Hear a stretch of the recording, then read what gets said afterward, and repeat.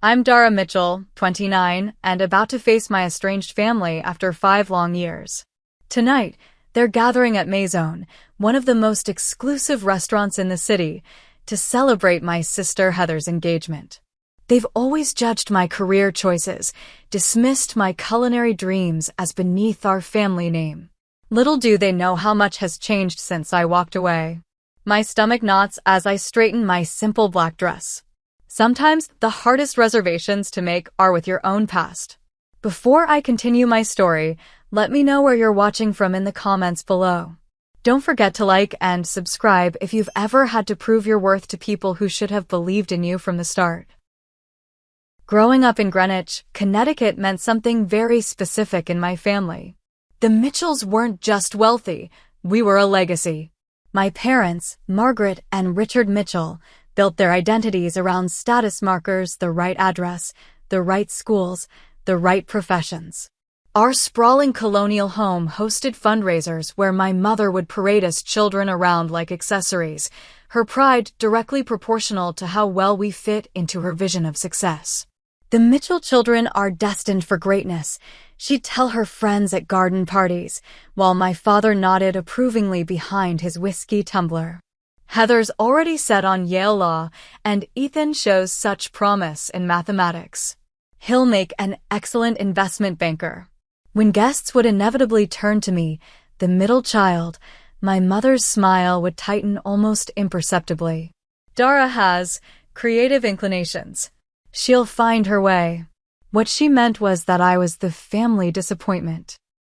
While Heather excelled at debate club and Ethan won math competitions, I spent hours in our housekeeper Elena's domain, the kitchen. Elena, a warm-hearted woman from Greece, recognized something in me that my parents couldn't. Genuine passion. "You have the hands for this work," she'd say as I helped her knead bread dough or precisely dice vegetables. "The way you taste, the way you smell, you understand food in your soul." By 13, I was creating my own recipes. By 16, I was hosting underground dinner parties for my friends when my parents traveled. The kitchen became my sanctuary, the place where I felt most authentically myself. Cooking is servant's work, my father declared when I mentioned culinary school during my junior year of high school. Mitchell's hire chefs, they don't become them. To appease them, I applied to business schools, eventually attending Dartmouth, where my father and grandfather had gone. But even there, I found ways to nurture my true passion, taking food science electives and nutrition courses that I could justify as complementary to business administration. I started an underground supper club in my apartment, charging students for innovative 5-course meals to fund my secret weekend workshops with local chefs. My double life continued until graduate school. I was 6 months into an MBA program that made me profoundly unhappy when Chef Laurent Bisset, a French culinary master with 3 Michelin stars, visited campus for a lecture series. After tasting my food at a university reception I had helped cater, he pulled me aside. "Who taught you to make a reduction like this?" he asked, his accent thick but his eyes serious. "I taught myself," I admitted. "From books, videos, experimenting." He handed me his card. "You are wasting your talent here.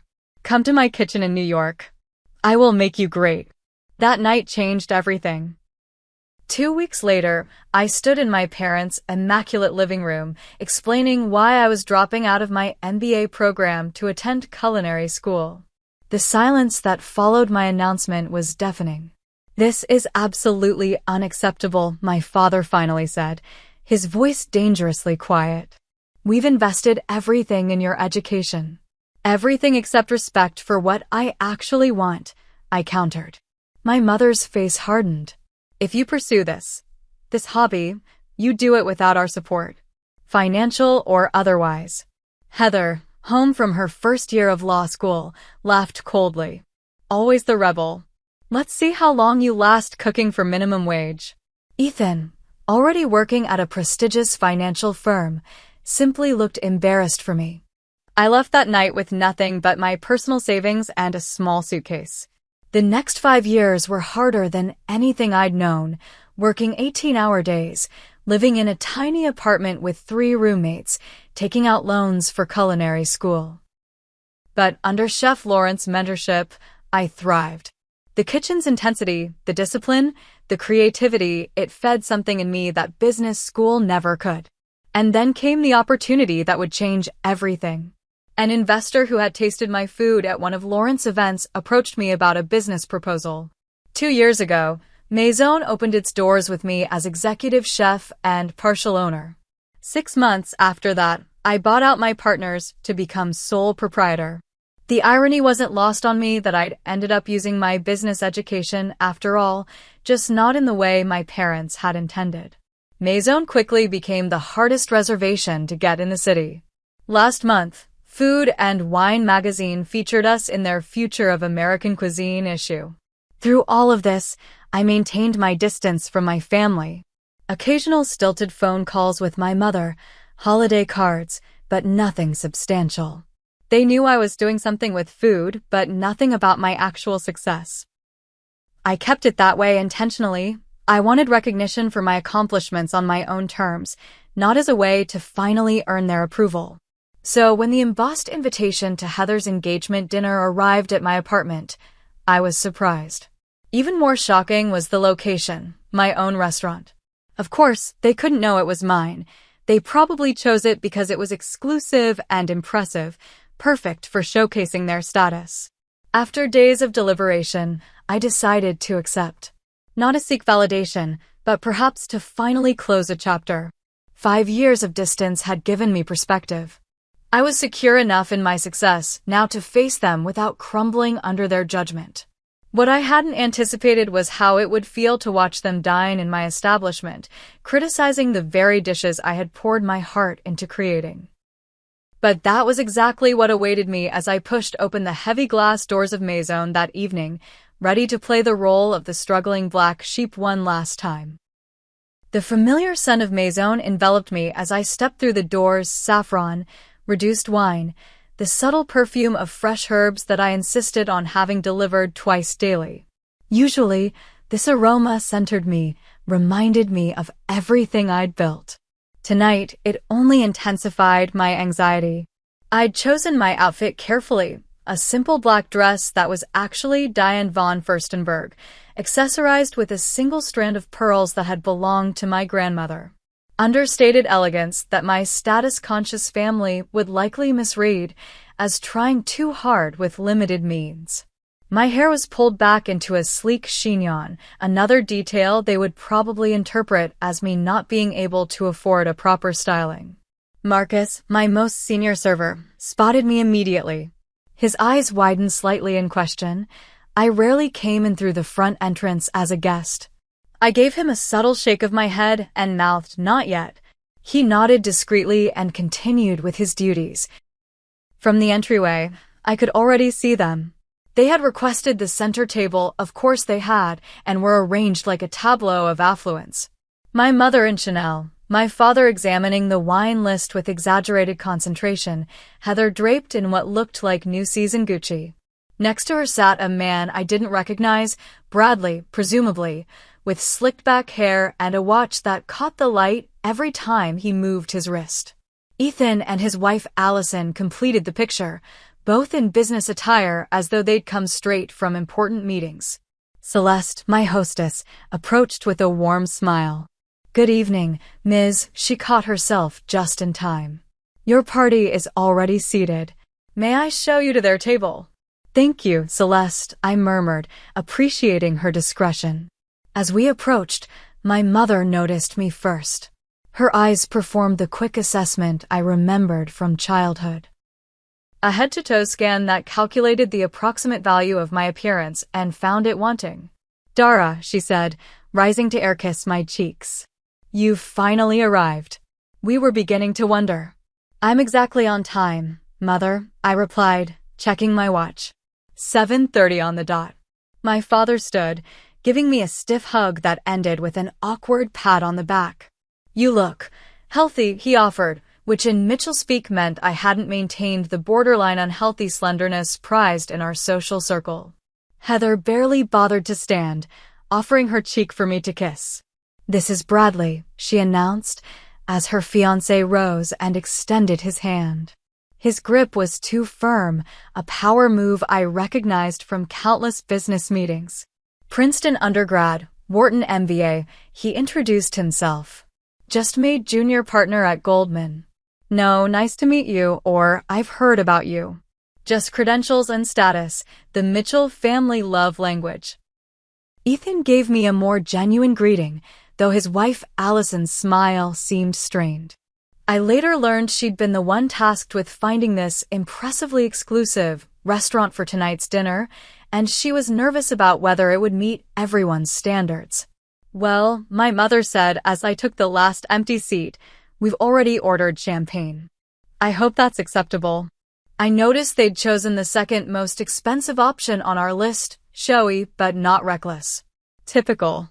Around us, the restaurant hummed with the energy I'd worked so hard to cultivate.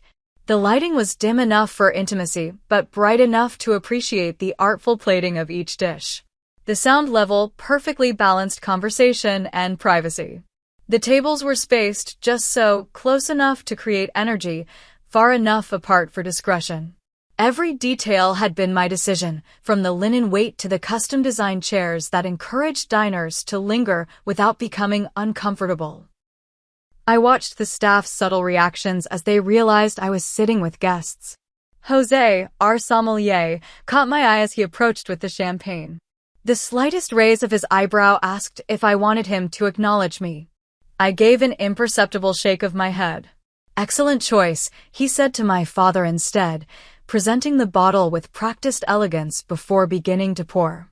"We're celebrating an engagement," my father announced unnecessarily, clearly hoping for special treatment. "Congratulations," Jose replied smoothly. "Maison is honored to host such a special occasion." "I'm surprised you managed a reservation," I said innocently. "I've heard it's quite difficult." Bradley leaned forward. "I know people," he said with a wink so smug I had to suppress an eye roll. "Called in a favor with a client who's friendly with the management." I bit my tongue. The client was likely Craig Winters, one of our regular investors who occasionally requested tables for business associates. I made a mental note to speak with him about Bradley. "Well, aren't you resourceful?" I murmured, raising my champagne flute. "To Heather and Bradley," my father declared. "A perfect match and a brilliant future." We clinked glasses, and I took a small sip, noting that the champagne was served at the precise temperature I had trained my staff to maintain. "So," my mother began, setting down her glass and fixing me with her attention. "Tell us what you've been up to these past few years. You've been so mysterious." The table's focus shifted to me, 5 pairs of eyes evaluating, ready to judge. "I've been working in food," I said simply. "Learning, growing." Still with that cooking phase, Heather sighed, as though I'd admitted to a regrettable addiction. "I thought surely by now you'd have moved on to something more substantial." "Not everyone can handle the corporate path," Ethan added, managing to make his defense sound like criticism. Bradley looked confused. "What exactly do you do? Line cook? Catering?" "Various roles," I answered vaguely. "I've worn many hats." "Well, we're just glad you're managing to support yourself," my mother said with the fake graciousness I knew so well. "Though we've always said our door is open if things get too challenging." I noticed Jessica, one of our most experienced servers, approaching with the amuse-bouche, a bite-sized sphere of compressed watermelon topped with fermented black garlic and a microgreen I had sourced from a specialized urban farm. "Compliments of the kitchen," she announced, carefully placing one before each diner. Her eyes met mine briefly, a flash of loyalty before she slipped back into professional mode. "Is this all?" Heather asked, examining the single bite with disappointment. "I'm famished." "It's an amuse-bouche," I explained. "A palate opener. The meal hasn't actually started yet." "I know what an amuse-bouche is, Dara," she snapped.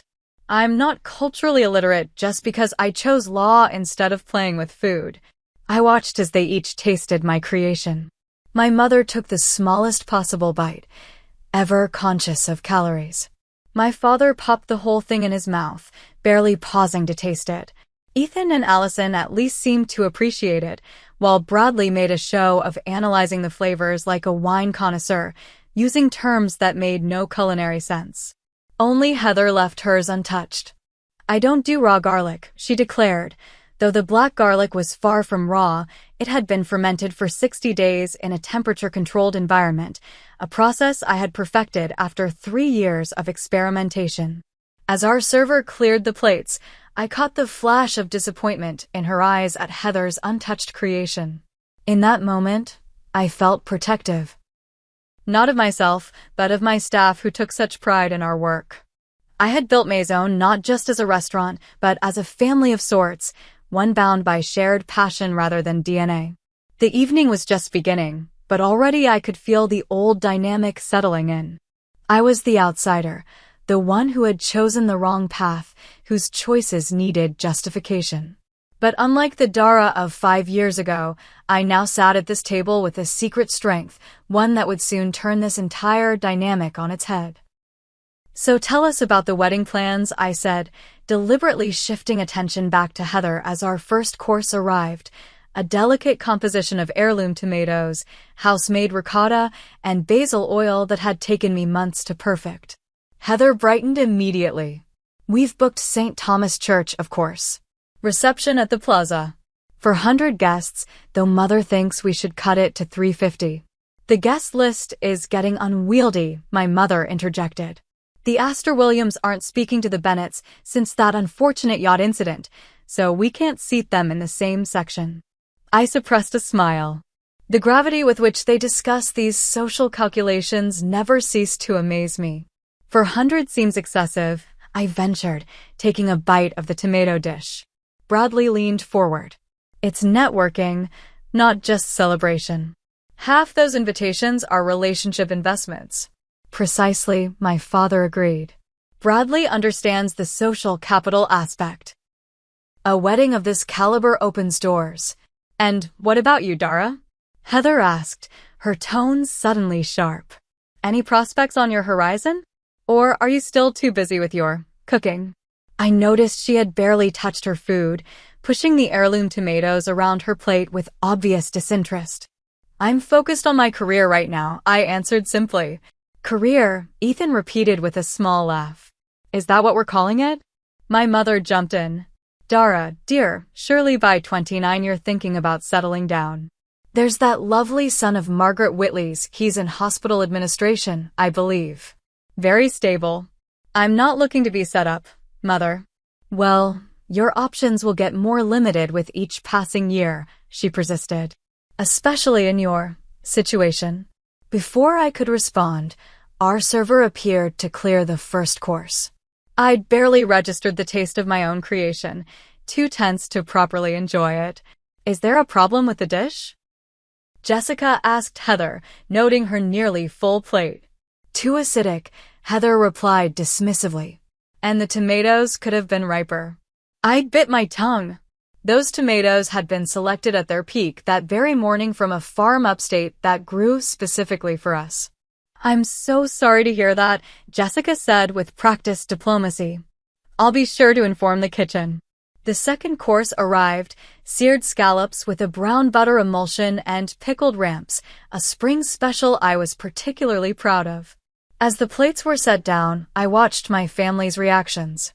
"Now this looks promising," my father declared, cutting into a scallop with his fork. Bradley swirled his wine, a Sancerre I had personally selected to pair with this course. "Decent wine list here. Not exceptional, but passable." Our sommelier Jose, overhearing this as he passed, shot me a quick glance. I gave him a subtle smile. Jose had been poached from a 3-star Michelin restaurant in Paris and had turned down offers from establishments around the world to work with me. "So, Dara," Allison began, clearly trying to include me. "Ethan mentioned you're working in food, but you never really specified what exactly you do." Before I could answer, Heather cut in. "She's probably hostessing somewhere. Right, Dara? Using that business degree to seat people and hand out menus." "Actually," I started. "No shame in that," my father interrupted. Everyone has to start somewhere. Though after 5 years, I would have expected some advancement. I've advanced, I said quietly. Into what? Assistant manager at Applebee's? Heather laughed at her own joke. Heather, Ethan warned, showing a rare moment of defense. What? I'm just being realistic. She chose to abandon her education for this passion project. Actions have consequences. I took a sip of wine, allowing the familiar notes to center me. And how is law treating you, Heather? Still at Henderson and Block. Her expression tightened. I'm between positions at the moment, actually. Taking time to plan the wedding. She was working too many hours, Bradley interjected. I told her my wife doesn't need to kill herself at some firm. Once we're married, she can do charity work like my mother. I noticed the flash of something, a resentment? Frustration in Heather's eyes before she smoothed her expression back to placid agreement. The third course arrived, a pasta dish featuring hand-rolled tagliatelle with spring peas, pancetta, and mint. One of our signature dishes that had been featured in Food and Wine. The portion size here is ridiculous, my mother commented, looking at the artfully plated pasta. All this expense for 3 bites. It's about quality over quantity, Mother, I replied. The tasting menu is designed to take you through multiple flavors and textures. In my day, restaurants gave you a proper meal for your money, my father grumbled. This nouvelle cuisine nonsense is just a way to charge more for less food. I watched as Bradley cut into his pasta rather than twirling it, breaking the delicate strands I had rolled by hand that morning. So how exactly are you affording a place like this on a food service salary? Heather asked bluntly. This is one of the most expensive restaurants in the city. I felt all eyes turn to me. I manage my finances carefully, I replied. Oh please, Heather scoffed. A dinner here costs more than you probably make in a day. Who are you dating? Is he paying for this? I'm not dating anyone, I said evenly. Then how can you possibly afford this place? She pressed. Are you in debt? Maxing out credit cards to keep up appearances? Heather, Ethan warned again, looking uncomfortable. No, I want to know, she insisted. We all rearranged our schedules for this dinner that she suggested at one of the most exclusive restaurants in the city. Either she's being financially irresponsible or she's not being honest about her situation. The fourth course arrived, a perfectly cooked duck breast with cherry gastrique and farro. Chef Miranda, who ran the kitchen when I wasn't on the line, had executed it flawlessly. This duck is undercooked, Bradley announced after one bite. I looked at his plate. The duck was a perfect medium rare, exactly as it should be. It's meant to be served that way, I explained. Medium rare is the optimal temperature for duck breast. I prefer my meat well done, he declared, motioning for a server. When Jessica approached, he spoke without looking at her. This is raw. Take it back and cook it properly. I saw the flash of annoyance in Jessica's eyes, quickly masked by professional courtesy. Of course, sir. My apologies. As she took his plate, I caught her eye and gave a slight nod. She would know to have the kitchen prepare a new breast rather than ruining the existing one by overcooking it. Really, Dara, my mother said once Jessica had gone, you still haven't answered Heather's question. How are you affording this dinner? The tension at the table was palpable now. I could feel the familiar tightness in my chest, the same feeling I'd had during countless family dinners growing up, the sense of being cornered, judged, and found wanting before I'd even had a chance to speak. But I wasn't that same insecure young woman anymore. I had built something I was proud of, something that was entirely mine. For a moment, I considered revealing everything right then, watching their expressions change as they realized whose restaurant they were sitting in, whose food they had been critiquing so carelessly. Before I could decide, Bradley's overcooked duck returned, now lacking all the tenderness and complexity it had originally possessed. Much better, he declared after one bite, though I could see from across the table that it was now dry and tough. My father signaled for the wine list again. Let's order another bottle. Something more impressive this time. As Jose approached with the leather-bound list, My father made a show of examining it, finally pointing to one of our most expensive options, a Bordeaux priced at over $800. This one should be adequate, he declared. I knew that bottle intimately. I had selected it during a trip to France last year, meeting with the vintner personally. It was spectacular, but completely wrong for the current course and the ones to follow. May I suggest something that might pair better with the remaining dishes? I ventured. My father waved me off. I think I know my wines, Dara. Jose caught my eye, silently asking for direction. I gave him a small nod, let my father have his way. This wasn't the hill to die on.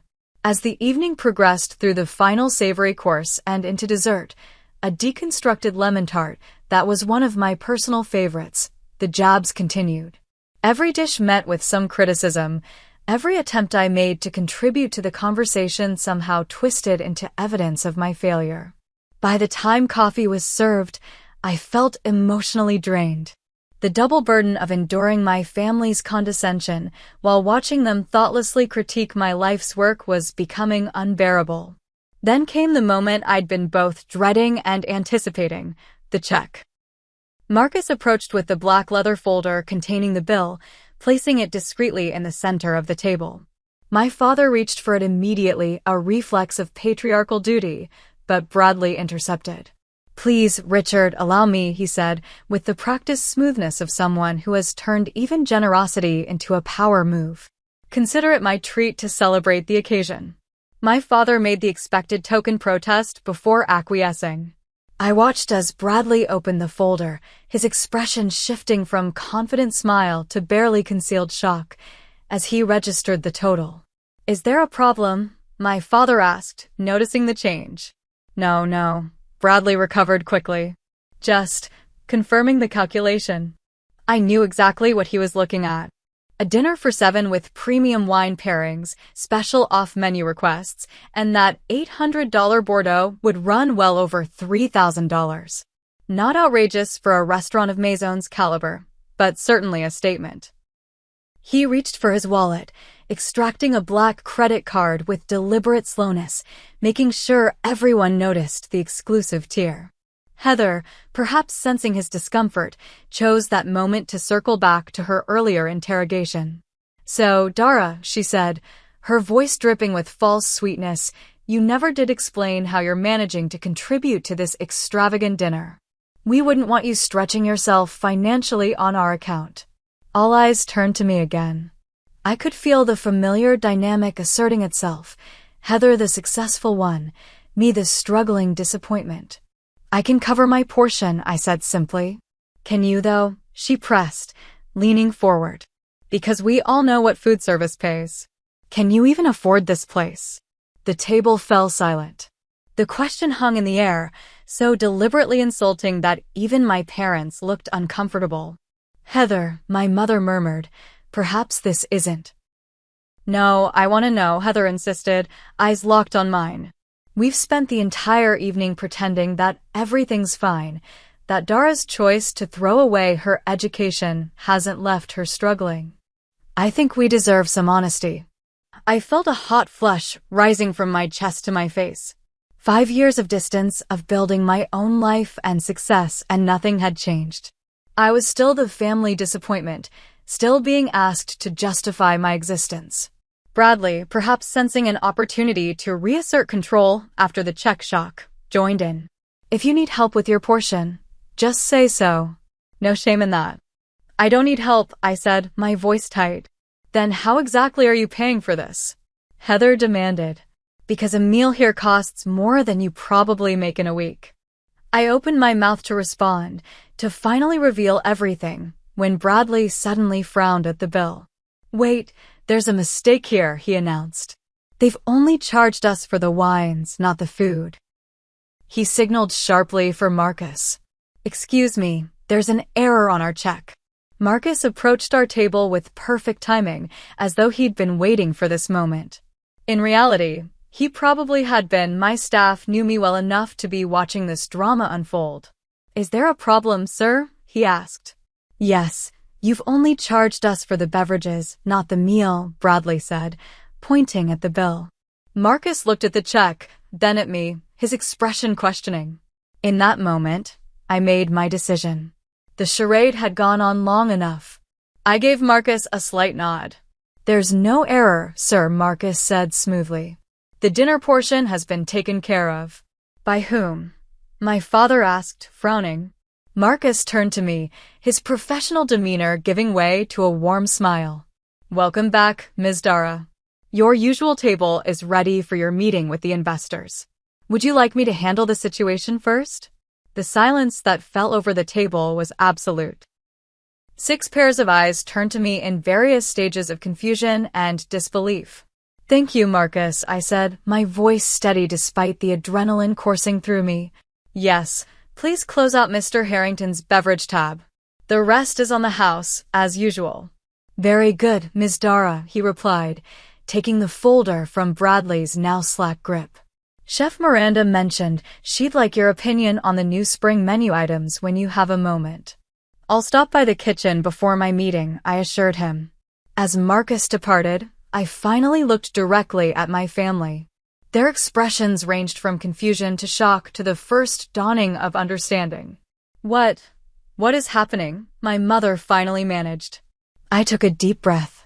The moment I had both dreaded and secretly anticipated for 5 years had arrived. "Welcome to Maison," I said simply. "My restaurant." The silence stretched for what felt like an eternity. My father was the first to recover, his expression shifting from confusion to calculation. "Your restaurant," he repeated carefully. "You work here?" "No, father," I clarified, feeling a strange calm settle over me. "I own Maison. I'm the executive chef and sole proprietor." "That's impossible," Heather blurted. "This is one of the most exclusive restaurants in the city. It's been featured in major magazines." "Yes," I agreed. Food and Wine last month, Bon Appetit before that. The New York Times gave us 4 stars in their review last year." Bradley was staring at me as though I'd suddenly started speaking in tongues. But you said you worked in food." "You were vague about everything." "Because I wanted to see how you would treat me if you thought I was struggling," I explained. "And you've all made that abundantly clear tonight." My mother's hand fluttered to her pearls, her go-to gesture when socially destabilized. "Darling, why wouldn't you tell us about this achievement?" The way she emphasized achievement spoke volumes. Success made my choices retroactively acceptable in a way passion alone never could. "Would you like the full story?" I asked, looking around the table. Without waiting for an answer, I continued. "After I left 5 years ago, I moved to the city with what little savings I had. I rented a tiny room in an apartment with 3 roommates in Queens.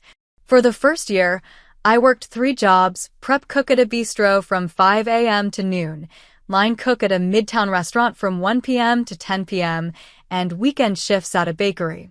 I took a sip of water, noting their uncomfortable expressions. I slept 4 hours a night. I had blisters and burns up and down my arms.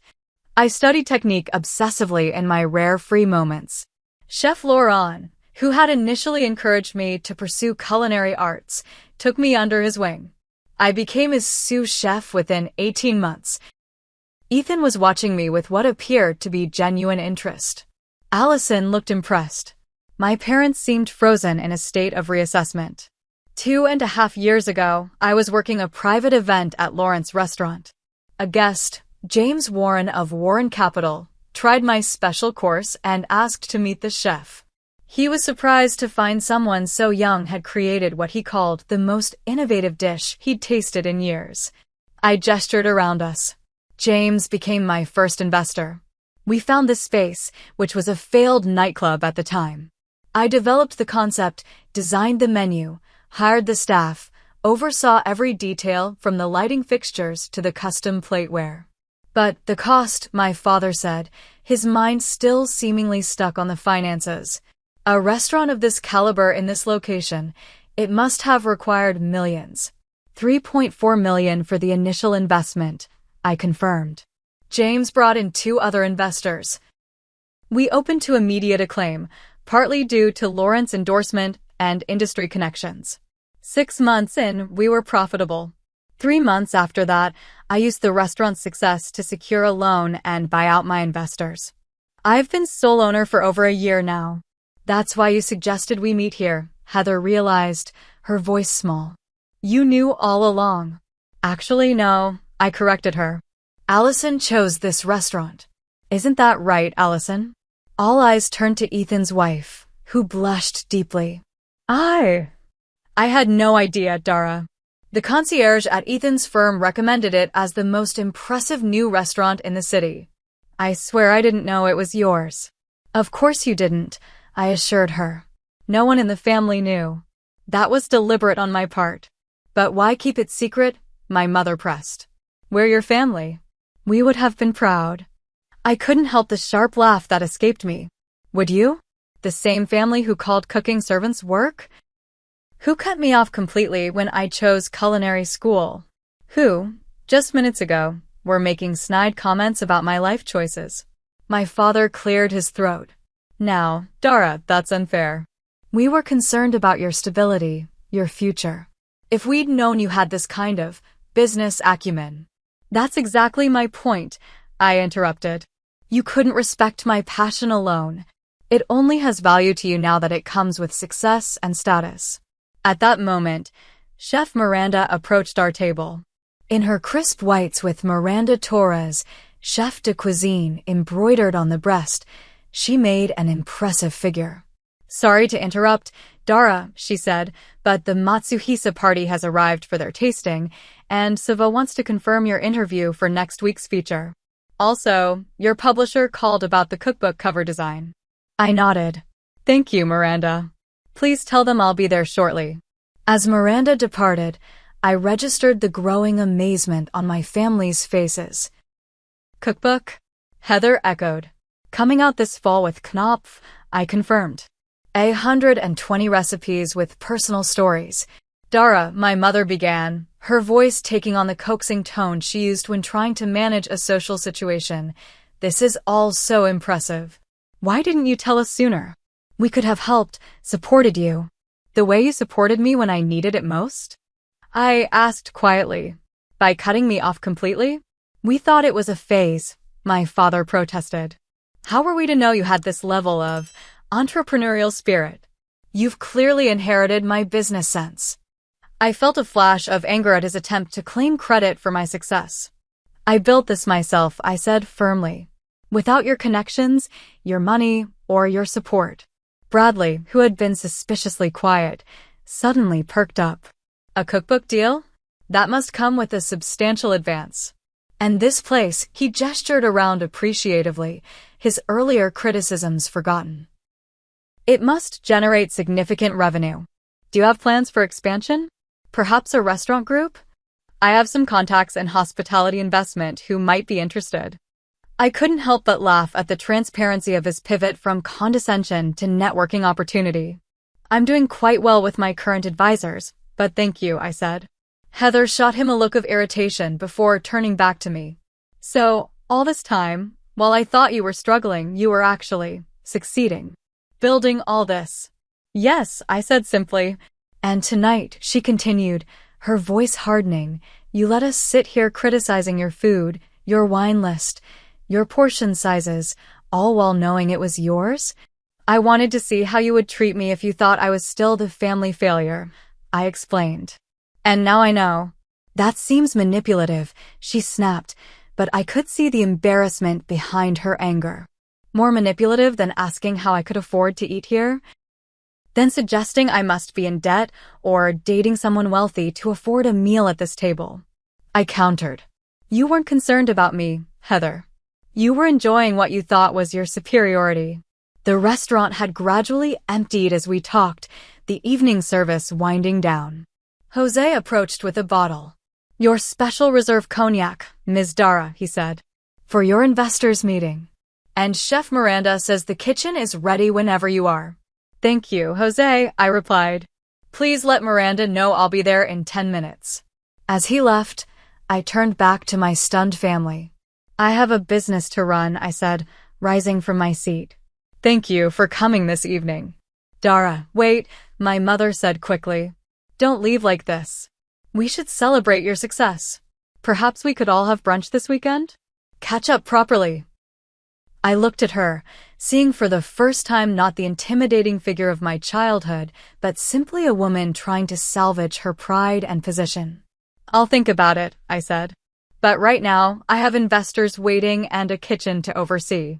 As I turned to leave, Ethan stood up. Dara, he said, his voice quieter than the others. For what it's worth, this is incredible. What you've built here, it's remarkable.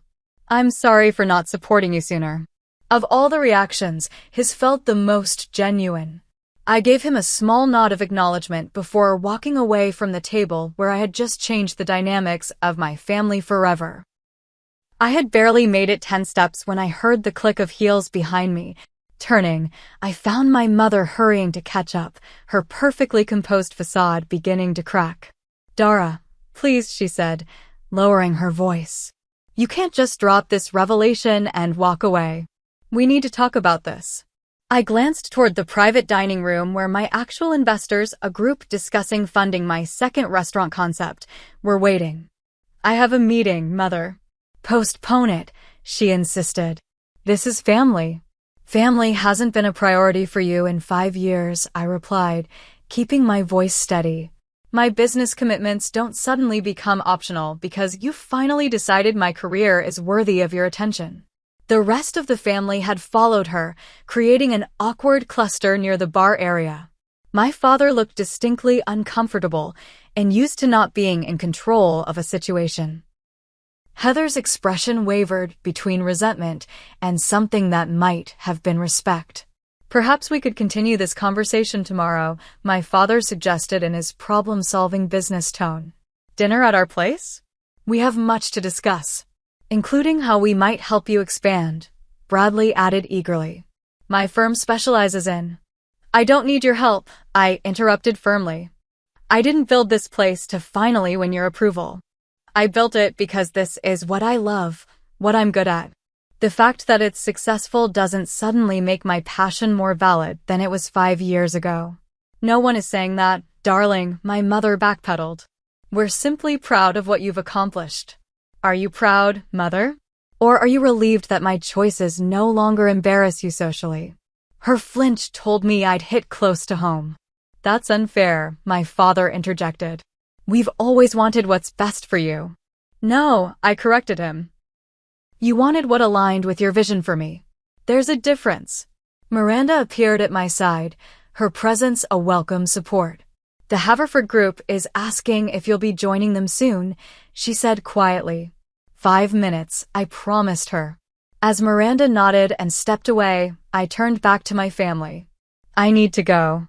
Dara, Heather stepped forward, her voice lacking its usual sharp edge. I owe you an apology. The things I said tonight, they were unkind. They were honest, I replied. That's the silver lining of this evening. I got to see exactly how you all view me when you think I'm struggling. That's not fair, Ethan said, joining the conversation. People make judgments based on the information they have. We didn't know. You didn't know I was successful, I clarified. But you did know I was pursuing something I loved. That should have been enough for my family to show basic respect. A heavy silence fell over the group. You're right, my father finally said, surprising me. We should have supported your passion regardless of its outcome. Coming from him, this admission was significant. Richard Mitchell didn't acknowledge mistakes easily. Where do we go from here? My mother asked, genuine uncertainty in her voice, another rarity. I took a deep breath, considering the question. Despite everything, these people were my family. The hurt they'd caused was real, but so was our shared history. Complete estrangement had never been my goal, just enough distance to build my own life without their judgment clouding my decisions. I don't know yet, I answered honestly. But tonight has made one thing clear: if we're going to have any relationship moving forward, it needs to be on different terms. I'm not the family failure seeking redemption. I'm a successful chef and business owner who deserves the same respect you'd give any other professional. Of course, my father agreed quickly. And that means no more comments about my life choices, No more unsolicited career advice and absolutely no attempts to network through my restaurant, I added, with a pointed look at Bradley, who had the grace to look embarrassed. About Heather's wedding, my mother began tentatively. What about it? I asked. We'd still like you to be there, Heather said, her voice softening. As my sister. Not as whatever we thought you were before tonight. I looked at her, trying to see past the years of competition and judgment. Despite everything, there had been good times too, secrets shared as children, supporting each other through our first heartbreaks, inside jokes no one else understood. I'll be there, I promised. Then, after a moment's consideration, I added, and if you'd like, I could host a dinner for the wedding party here at Maison. As my gift. Heather's eyes widened. You would do that? After how we've treated you. You're still my sister, I said simply. But to be clear, this isn't me seeking your approval. It's me offering something I'm proud of on my own terms. I understand, she said quietly. And I would be honored. A genuine smile, the first of the evening, passed between us. Now, I really do need to go, I said, gesturing toward the private dining room. Of course, my father nodded. Your business comes first. Not always, I corrected him. But tonight, yes. As they gathered their things to leave, I added, I'm free for brunch on Sunday. Not at your club, though. There's a small place in the East Village I think you should experience.